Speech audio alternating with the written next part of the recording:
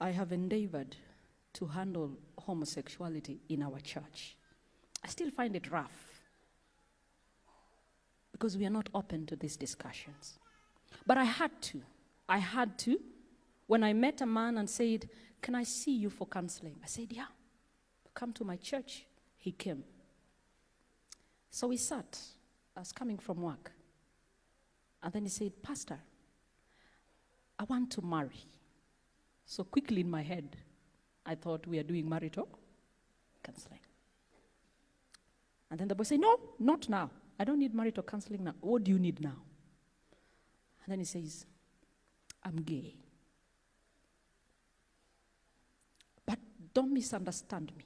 I was abused when I was 10 by my mother's brother in our own house. And I grew like that. Every time he did it, he told me, 'Don't tell it to anyone, I will kill you.' That's why I keep on telling people, be careful. The people you host in your house, what values do they hold?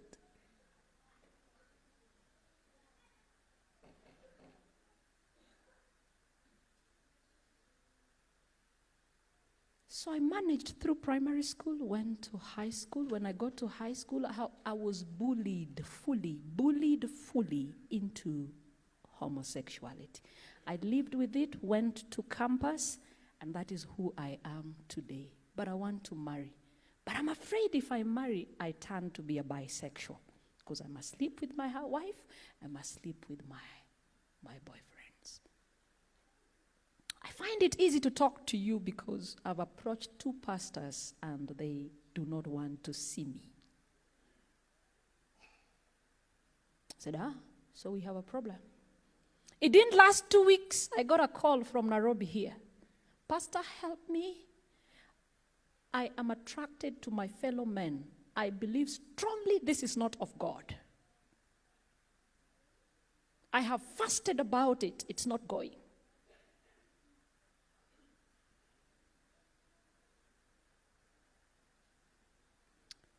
And I meet a girl that is a lesbian. But you see, when you're lesbian or gay, you never miss porn and masturbation. And for masturbation in women, you risk losing your mind.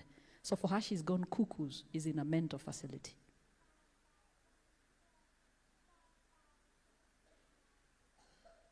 So I said, okay, so we have Adventist homosexuals. Our problem is one.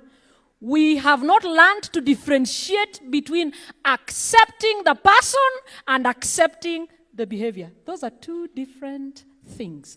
God is a sinner-loving God, but a sin-hating God. And as the devil sustains them on the other side of life with all the money that the NGOs have to pump, he has made sure the church does not accept them or even talk about it, and they have nowhere to go. They become rich to death and die in their sin. We are not asking you to accept homosexuality. We are saying these are children of God, and we must create a safe space for us to talk about these things and save our children.